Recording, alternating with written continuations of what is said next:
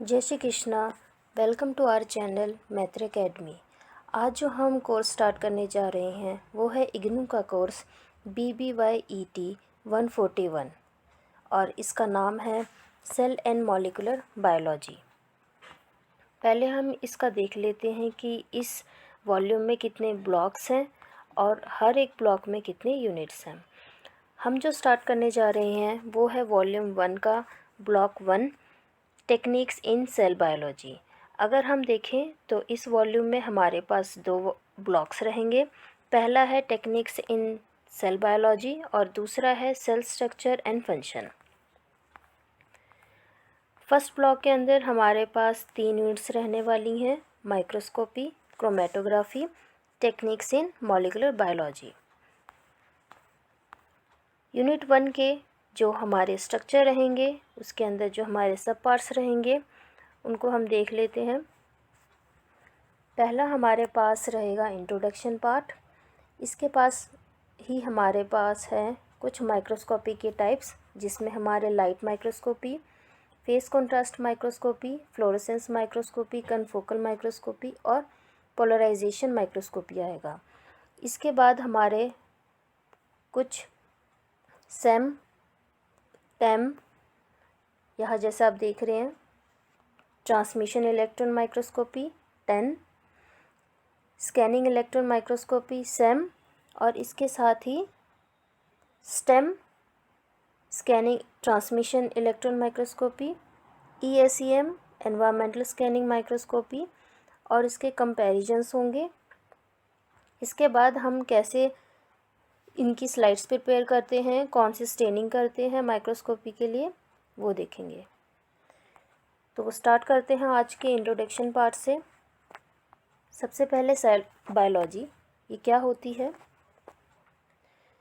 Cell biology is the branch of biology which deals with the study of cell structure and their architectural details, major cellular as well as subcellular processes, also interactive processes between the sales.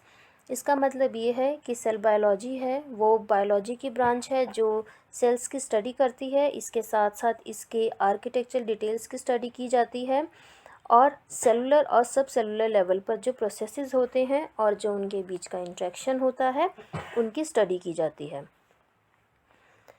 Microscopy कैसे helpful होती है cell biology में cell की study करने के लिए? The minor structural details of the cell, cellular processes and other characteristics can be easily studied with the help of microscopy techniques. Microscopy की help से हम इसके माइन्यूट डिटेल्स की स्टडी कर सकते हैं, कैरेक्टरिस्टिक्स की स्टडी कर सकते हैं, इसके सेलुलर स्ट्रक्चर की स्टडी कर सकते हैं, फंक्शंस की एज वेल एज इसके बायोकेमिकल, केमिस्ट्री और इसके प्रोसेसेस, इन सब की हम स्टडी कर सकते हैं। इसके बाद हम देखते हैं कि हमने क्या क्या इमेजिंग टेक्निक्स पढ़नी है माइक्रोस्कोपी के अंदर। Various techniques are used to study the structure details of the cells and the processes taking place in them. So we can say कि माइक्रोस्कोपी एक ऐसा इंस्ट्रूमेंट है जिसको हम यूज़ करते हैं स्मॉल थिंग्स को देखने के लिए जो हम अनएडेड आइज़ के थ्रू नहीं देख सकते। So the microscopy word is come from 2 words, micro जिसका मतलब है स्मॉल एंड स्कोप जिसका मतलब है to look at. So microscope magnifies the objects which we can see with the help of lenses. और हम ये भी कह सकते हैं कि ये हमारे पास जो स्पेसिमेन होता है इसको मैनी फोल्ड टाइम्स लार्ज करके देखने में हमारी मदद करता है। तो इसके साथ ही हम कुछ इसका हिस्ट्री पार्ट देख लेते हैं कि इसकी हिस्ट्री में क्या क्या गिवन है हमारे पास। जो माइक्रोस्कोपी का इसमें मैग्नीफिकेशन का कॉन्सेप्ट दिया था वो सबसे पहले आया था 1267 AD में। फिलोसोफर थे आर बेकॉन, उन्होंने इन्वेंट किया था 1235 AD में। क्या इन्वेंट किया था? आई ग्लासेस इन्वेंट किए थे। उन्होंने अपने बुक में इसके बारे में मेंशन किया और इन्होंने मेंशन किया स्मॉल साइज़ के डस्ट और सैंड पार्टिकल्स में। इसके बाद 1538 में इटालियन फिजिशियन थे फ्रैंकोस्ट्रो, इन्होंने ऑब्ज़र्व किया जो ऑब्जेक्ट्स थे वो दो स्पेक्टिकल ग्लासेस की हेल्प से देखा था, जिसको उन्होंने सुपर इम्पोज करा था। इन्होंने बेसिकली क्या किया, इन्होंने दो स्पेक्टिकल ग्लासेस लिए, उसको सुपर इम्पोज करवाया और उसके थ्रू उन्होंने ऑब्जेक्ट्स को मैग्नीफाई करके देखा। उन्होंने इसको अपनी बुक में भी मेंशन किया। इसके बाद दो डच साइंटिस्ट थे, जेड यांगसेन और उनके फादर, उन्होंने इनके साथ हेंस के साथ मिलकर 1590 में फर्स्ट सिंपल माइक्रोस्कोप को इन्वेंट किया। They were the first to combine two concave lenses with a tube. ये पहले ऐसे थे, अब तक के जितने भी एक्सपेरिमेंट हुए थे उन्होंने अलग अलग तरीके के एक्सपेरिमेंट किए। इन्होंने फर्स्ट टाइम दो कनकेव लेंसेज को यूज़ किया और एक ट्यूब के हेल्प से उन्होंने एक माइक्रोस्कोप बनाया। उन्होंने ये नोट किया कि जैसे ऑब्जेक्ट क्लोज थे वो और ज़्यादा बड़े दिखाई दे रहे थे। इसके बाद कुछ और साइंटिस्ट थे जिन्होंने माइक्रोस्कोपी के काम को और ज़्यादा आगे बढ़ाया। उनमें से एक का नाम जो हम पहले भी पढ़ते आए हैं, ल्यूवेनहॉक, A.V. ल्यूवेनहॉक, जो हमने पहले 10th क्लास में भी पढ़ा होगा इसके बारे में। उन्होंने फर्स्ट सिंपल माइक्रोस्कोप बनाया 1668 में। 1668 में उन्होंने फर्स्ट सिंपल माइक्रोस्कोप बनाया। He was able to see the presence of tiny living organisms present in the pond water. उन्होंने कहा कि ये डॉट्स लाइक स्ट्रक्चर जैसे दिखते हैं। किन चीज़ों को देख के उन्होंने ऐसे कहा था, टाइनी लिविंग ऑर्गेनिजम्स जो कि पॉन्ड वाटर में प्रेजेंट थे। उन्होंने इसको देख के कहा था कि ये डॉट्स लाइक स्ट्रक्चर दिखता है। His microscope was made up of double convex lens with the that was held between two silver plates. इन्होंने जो माइक्रोस्कोप बनाया वो कुछ इस तरीके से दिखता था, जो आपको इमेज दिख रही है। ये डबल कन्वेक्स लेंस है जो कि दो सिल्वर प्लेट के बीच में यहाँ पर रखा गया है। ये है इसका स्ट्रक्चर, आप देख रहे होंगे। ये लेंस है और ये सैंपल होल्डर है and this is the focus knob जिसकी हेल्प से वो फोकस करते थे। और ये उन्होंने ल्यूवेनहॉक ने ये माइक्रोस्कोप बनाया था।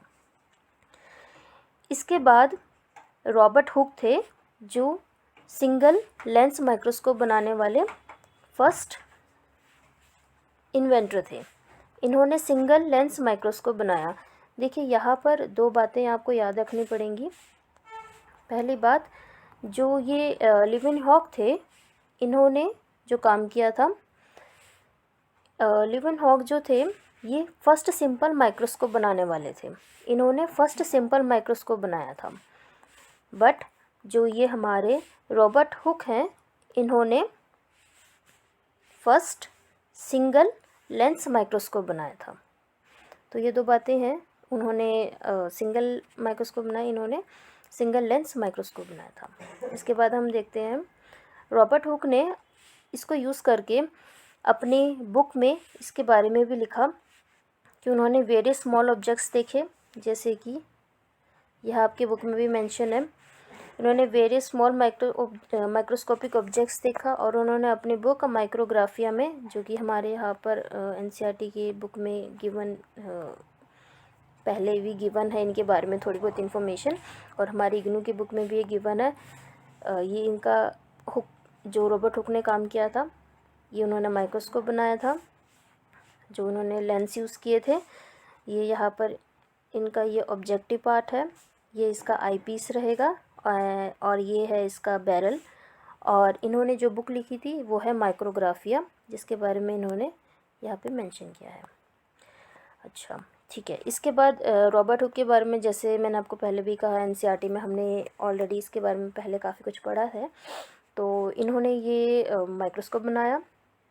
इसके बाद इन्होंने सेल टर्म भी कॉइन किया था, इन्होंने सेल टर्म दिया था और इसके बारे में इन्होंने काफ़ी कुछ बताया है। इनकी सेल थ्योरी है, उसके बारे में सेल थ्योरी, और इन्होंने सेल नाम दिया था honeycomb like structure. I hope आपको वो सब बातें याद होंगी, ऑलरेडी हम NCERT में और 9th-10th क्लास में इसके बारे में काफ़ी कुछ पढ़ चुके हैं। तो हमारा यहाँ पर रोबोट को लेके ज़्यादा डिस्क्राइब नहीं रहेगा, डिस्क्रिप्शन ज़्यादा नहीं करेंगे, क्योंकि हमारा मेन फोकस रहेगा माइक्रोस्कोप ओरिएंटेड जितना भी इन्वेंशन हुआ था, जितनी भी हिस्ट्री हुई थी। ठीक है, इसके बाद हमारे पास आएंगे कुछ और इन्वेंटर्स जिन्होंने अपने टाइम में और कुछ काम किया माइक्रोस्कोप को लेके। Next we have in 1827 Robert Brown, उन्होंने डेमोन्स्ट्रेट किया था प्रेजेंस ऑफ न्यूक्लियस, और उन्होंने इस टर्म को न्यूक्लियस कॉइन किया 1831 में। ठीक है, इसके बाद जोसेफ जैक्सन लिस्टर थे, इन्होंने भी माइक्रोस्कोप लेंसेज बनाए फ्री फ्रॉम एक्रोक्रोमेटिक एब्रेशंस। अच्छा, एक्रोमेटिक एब्रेशंस क्या होती हैं? एक्रोमेटिक एब्रेशंस वो होती हैं जिसमें हम प्राइमरी और सेकेंडरी जितने भी हमारे कलर्स को लेकर डिसॉर्शंस रहते हैं उसको रिमूव करता है एक्रोमेटिक लेंस। और प्रीवियस टाइम में यहाँ पे ऑलरेडी मेंशन है 2 single lens microscopy were commonly used in earlier times. 2 single lens microscopy ज़्यादातर यूज़ होते थे। नेक्स्ट इन्होंने एक और जर्मन साइंटिस्ट के बारे में बताया है, जर्मन फिजिस्ट अर्नस्ट एबे। इन्होंने इन्वेंट किया था एपोक्रोमेटिक सिस्टम ऑफ लेंसेज। मैंने अभी जस्ट आपको पहले बताया, एपोक्रोमेटिक लेंसेज वो लेंसेज होते हैं जो प्राइमरी और सेकेंडरी कलर डिसॉर्शंस को रिमूव करने में हेल्प करते हैं। उन्होंने अपनी लेंस थ्योरी भी पब्लिश करी 1873 में। इसके बाद और माइक्रोस्कोपिस्ट थे जैसे कि जूलियस रेनबर्ग, इन्होंने कलर फिल्टर्स को यूज़ किया अपने माइक्रोस्कोप में। जूलियस रेनबर्ग ने कलर फिल्टर्स यूज़ किए और जो इफ़ेक्ट आया उस इफ़ेक्ट को रेनबर्ग इल्यूमिनेशन के नाम से जाना गया। द लार्जेस्ट ऑप्टिकल माइक्रोस्कोप जो बनाया था वो बनाया गया था बर्च रिफ्लेक्टर ने 1947 में, और इस इंस्ट्रूमेंट का जो वेट था वो अराउंड 200 kg था। एंड द स्मॉलेस्ट माइक्रोस्कोप जो बनाया गया था वो था ब्रिटिश ऑप्टिशियन ने बनाया था, H.E. डॉल ने बनाया था, एडवर्ड डॉल ने बनाया था 1950 में, और इसका वेट 24 ग्राम के ऑलमोस्ट था। इसके बाद ब्रिटिश जो डॉक्टर थे जॉन मैक आर्थर, इन्होंने कमर्शियली अवेलेबल स्मॉल माइक्रोस्कोप बनाए जो कि कमर्शियली अवेलेबल थे 1958 में। ये कुछ माइक्रोस्कोप्स हैं जो सिंगल लेंस माइक्रोस्कोप थे और इनमें 2 लेंस यूज़ हुए, 2 सिंगल लेंस माइक्रोस्कोप। एक यह आप देख सकते हैं जो ओल्डर टाइम में थे, ये यहाँ पर आप देख रहे हैं इमेज में। ठीक है, इसके बाद हम इसकी प्रिंसिपल देख लेते हैं। माइक्रोस्कोपी की हिस्ट्री कंप्लीट हो चुकी है। Microscope is an instrument which consist 2 lenses, a light source and mechanical adjustable parts। हमें ऑलरेडी माइक्रोस्कोप के बारे में थोड़ा बहुत आइडिया होगा, हमने +1 +2 में लैब्स में डेफिनेटली इनको देखा भी होगा कि ये दिखने में कैसे होते हैं। तो अब हम उसके पार्ट्स के बारे में थोड़ा बहुत देख लेते हैं और उसके प्रिंसिपल के बारे में यहाँ देख लेते हैं कि क्या क्या उसका मैग्नीफिकेशन का प्रिंसिपल रहता है। फर्स्ट पॉइंट आता है मैग्नीफिकेशन। मैग्नीफिकेशन बेसिकली होता क्या है? ये हमें मेजर देता है कि कोई ऑब्जेक्ट कितना बड़ा हमको दिख सकता है under the microscope of course. So we can say it is the number of times the object is enlarged when observed under the microscope. You should know that light microscope generally magnifies about 400 times the actual size, and this magnification basically depends upon the ocular lens and the objective lens। हमारे पास 2 lens होते हैं, एक आई piece पे होता है, एक objective lens पे होता है। मैं कोशिश करती हूँ इस इमेज के थ्रू आपको थोड़ा बहुत समझाने की, ऑल्दो ये ओल्डर टाइम्स के हैं। हमारे पास 2 टाइप्स के लेंस होते हैं, एक होता है हमारा आई पीस, एक होता है हमारा ऑब्जेक्टिव। ये हमारा ऑब्जेक्टिव लेंस स्लाइड के पास होता है, जिस स्पेसिमेन को हमने ऑब्ज़र्व करना होता है। ये हमारा स्लैब होता है, इसमें हम ऑब्ज़र्व करते हैं, और जो पार्ट रहता है ये आई पीस, जो ऑब्ज़र्वर इसको ऑब्ज़र्व करता है। तो ये मैग्नीफिकेशन हमें ऑफ कोर्स ये बताता है कि कितने टाइम्स हम किसी चीज़ को मैग्नीफाई करके देख रहे हैं। इसके बाद होता है हमारा रेजोल्यूशन। रेजोल्यूशन में क्या होगा, a lens possesses the ability to show two adjacent objects as a distinct unit. The smaller distance by which two objects can be separated and distinguished as individual object is called resolution. इसका मतलब क्या है कि smallest distance जिसमें दो points को हम easily distinguish कर सके एज ए इंडिविजुअल ऑब्जेक्ट, उसको रेजोल्यूशन बोलते हैं। जैसे मैं आपके सामने स्क्रीन पे ये दो डॉट्स लगा रही हूँ, ये डॉट्स के बीच का जो आपको ये दो डॉट्स एज ए दो डिफरेंट डॉट्स दिखाई दे रहे हैं, तो ये इन दोनों डॉट्स के बीच का जो डिस्टेंस होगा वो उसका रेजोल्यूशन होगा। अगर मैं इस डॉट के ऊपर ही एक और दूसरा डॉट ओवरलैप कर दूँ तो आपको ये दो डिफरेंट डॉट्स नहीं दिख रहे हैं, ये एज ए सिंगल डॉट दिखाई दे रहा है। ठीक है, तो इसका रेजोल्यूशन हम अभी डायरेक्टली ऐसे नहीं देख सकते, हम इसको जूम करेंगे तो हमें इस डॉट के बीच का डिस्टेंस दिखाई देगा। So we can say the smaller distance by which two points these two points can be separated and distinguished as the individual objects. That particular distance we can call as a resolution. And the study of the smallest detail in object depends upon the resolution, कि उसकी resolution क्या है, तभी हम दो objects को as a distinguish two different objects की तरह कंसीडर कर सकते हैं। सो बेसिकली इसकी यूनिट क्या रहेगी, इसकी यूनिट रहेगी micrometre, which is equal to the 1/1,000th of a metre. कौन कौन से फैक्टर्स रिस्पॉन्सिबल होते हैं रेजोल्यूशन के लिए वो हम देख लेते हैं। जो फैक्टर्स रिस्पॉन्सिबल हैं वो है आपके कि उसके बीच में क्या लाइट यूज़ हुई है, कौन सी वेवलेंथ की लाइट यूज़ हुई है, और क्या न्यूमेरिकल अपर्चर रहा है जो रेगुलेट कर रहा है resolving power of a lens को। सो आपकी बुक में जो मेंशन है वो देख लेते हैं। The factors such as wavelength of light, first point which is using, and the numerical aperture which will regulate the resolving power of a lens, and of course the diameter of objective lens, वो basically वही light को adjust करेगा ना, कितना light reflect back हो रहा है slide के बाद से हमारे आईपीस की तरफ। सो हम उसका डायमीटर भी कंसीडर करते हैं। So, the diameter of objective lens in relation to its focal length is known as numerical aperture। जो हमने सेकंड पॉइंट पढ़ा था, ये numerical aperture जो है वो diameter of the objective lens है। The resolution of microscope is determined by Na, numerical aperture।